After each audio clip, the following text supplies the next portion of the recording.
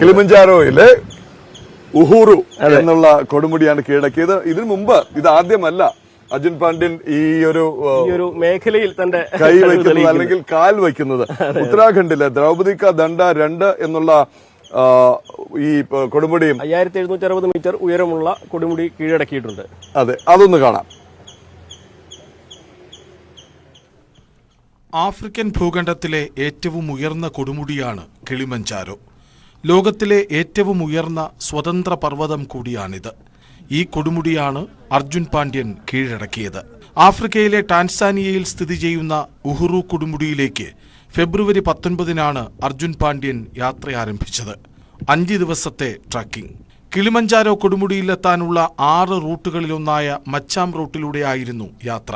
ഒടുവിൽ 5-ാം ദിവസം 5895 മീറ്റർ ഉയരമുള്ള ഉഹുറു കൊടുമുടിയിൽ എത്തി. കിളിമഞ്ചാരോ നാഷണൽ പാർക്കിനുള്ളിലാണ് ഈ കൊടുമുടി.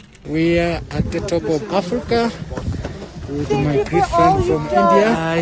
And finally we made it to the top of Africa. He's done a good job. I appreciate him and I can assure you guys also you can make it. Himalayan പർവ്വതാരോഹണ ഇൻസ്റ്റിറ്റ്യൂട്ടിൽ നിന്നുള്ള അടിസ്ഥാന പർവ്വതാരോഹണ course, Darjeeling ഉത്തരകാശിയിലെ Nehru institute of മൗണ്ടനിയറിംഗിൽ നിന്നുള്ള advanced mountaineering course എന്നിവ അർജുൻ പൂർത്തിയാക്കിയിട്ടുണ്ട്.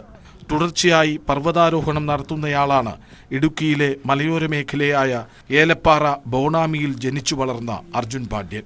കഴിഞ്ഞ മെയ് മാസത്തിൽ സമുദ്രനിരപ്പിൽ നിന്നും 5760 മീറ്റർ ഉയരമുള്ള ഉത്തരാഖണ്ഡിലെ ദ്രൗപദി കാ ദണ്ഡ 2 അർജുൻ കീഴടക്കിയിരുന്നു. എവറസ്റ്റ് കൊടുമുടിയുടെ മുകളിലെത്തി ദേശീയ പതാക നാട്ടുകയെന്ന സ്വപ്നവുമായാണ് ഈ യുവ IAS ഓഫീസറുടെ ജൈത്രയാത്ര. ന്യൂസ് 18 ഇടുക്കി.